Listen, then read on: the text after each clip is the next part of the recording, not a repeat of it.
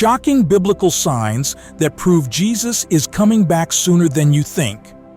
Let's talk about something a little out of the ordinary today.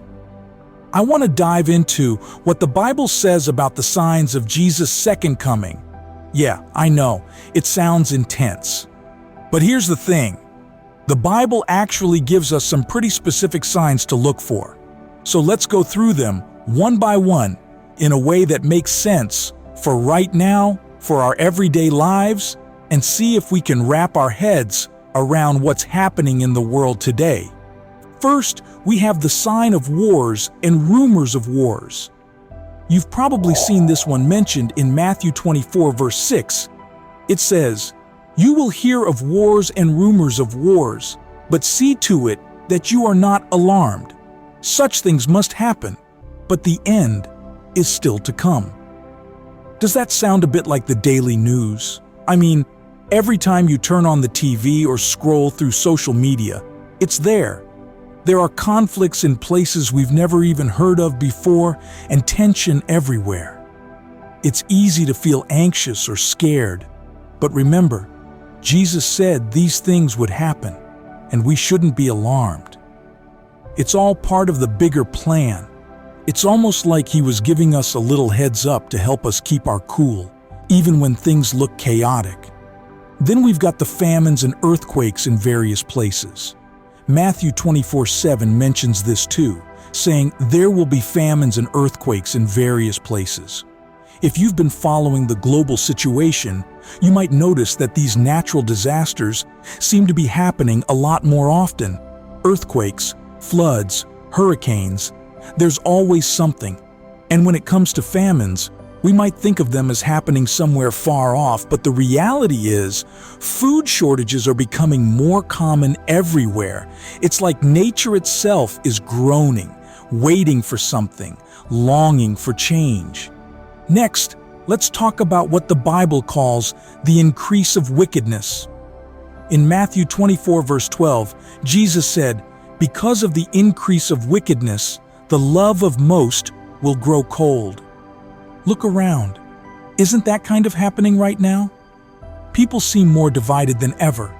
It's so easy to lose patience, to judge, to be quick to anger. In many ways, love and kindness feel like rare commodities. Social media is full of conflict, and it's easy to get drawn into that mindset.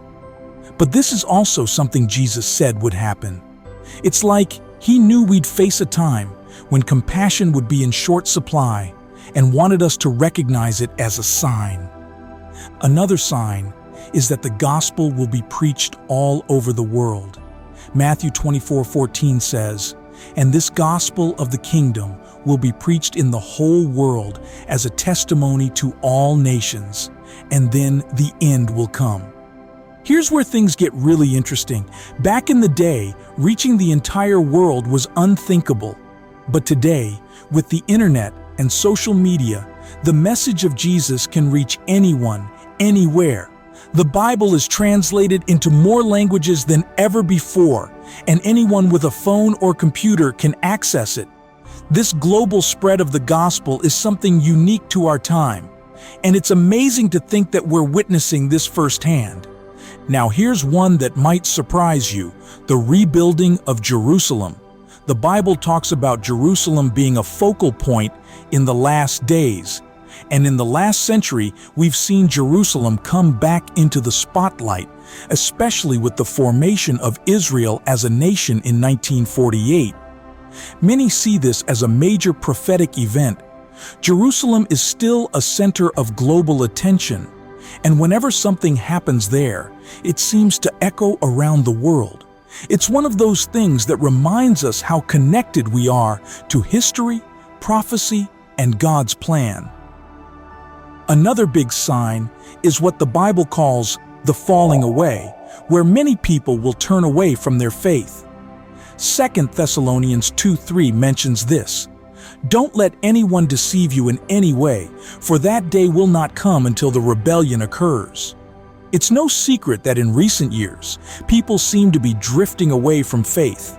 Churches are seeing declines, especially in places that once had strong Christian communities. It's a time of questioning and searching, but also a reminder to hold on to our beliefs and stay grounded. And let's not forget about technology and knowledge. Daniel 12 verse 4 talks about a time when knowledge shall increase. We're definitely living in that time. Advances in technology, science, medicine, it's all happening at a rapid pace. We can talk to people on the other side of the world instantly. We've got artificial intelligence, and information is available at our fingertips. Some see this as another sign that we're moving closer to something big. We've never lived in a time with this kind of rapid knowledge growth before. So, where does this leave us?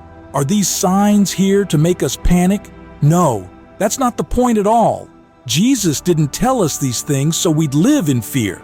Quite the opposite. He wanted us to be prepared, to recognize the signs, and most importantly, to stay close to Him. It's a reminder that our lives are part of a much bigger story, and no matter how crazy the world gets, God is in control. And here's one more thing to consider. No one knows the exact time. In Matthew 24, verse 36, Jesus said, "But about that day or hour no one knows, not even the angels in heaven, nor the Son, but only the Father." It's easy to get caught up in predictions and theories, but we'll never know the precise moment. Our job is to live each day like it matters, to stay connected to our faith, and to be ready. Not ready as in panicked, but ready as in prepared, calm, and faithful. So what can we do while we wait? First, let's strengthen our relationship with God. Spend time in prayer, get to know the Bible, and seek that personal connection with Jesus.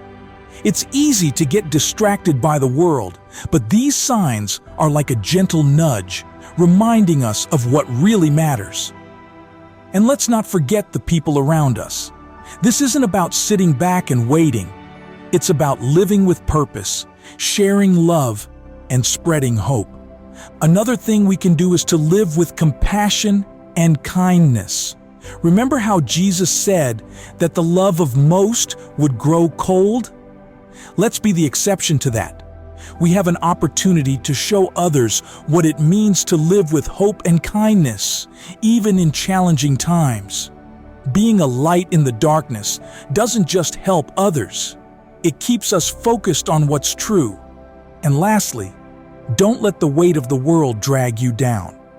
It's easy to feel overwhelmed when you look at all these signs and think about everything going on. But remember, God didn't create us to live in fear. We're called to live with hope and expectation, knowing that He's got everything under control. These signs aren't meant to scare us.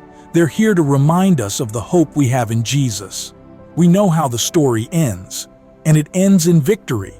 So, keep your eyes open, stay grounded in faith, and remember that even in the midst of everything going on, God is right there with us. Jesus' return may be sooner than we think, but instead of fear, let's choose excitement. It's like we're waiting for a promise to be fulfilled, a promise that we're part of a plan bigger than anything we could imagine.